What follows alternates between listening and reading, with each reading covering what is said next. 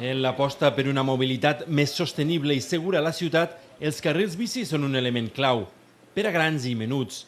Tortosa en patia un dèficit molt important que a poc es va resolent.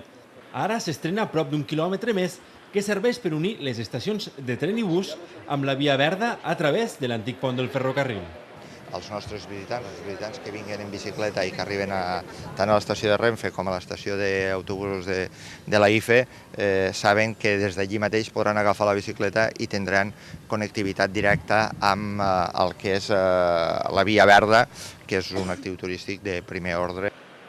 El nou itinerari recorre els carrers Ronda d'Ocs i Rosselló, creua el Parc Teodor González fins a arribar a l'Avinguda Lleida. El nou tram permetrà als usuaris del tren i l'autobús creuar el centre urbà i connectar amb la Via Verda sense sortir del carril bici. Actualment s'està acabant de pintar i senyalitzar aquest nou recorregut, cosa que permetrà a Tortosa comptar amb un total de 9 quilòmetres de vies exclusives per a les bicicletes. Les pròximes actuacions en aquest sentit estan destinades a unir els dos instituts de la ciutat amb la Via Verda pel barri de Ferreries. Per a més endavant també està previst enllaçar les estacions de tren i bus amb els portals de ciutat.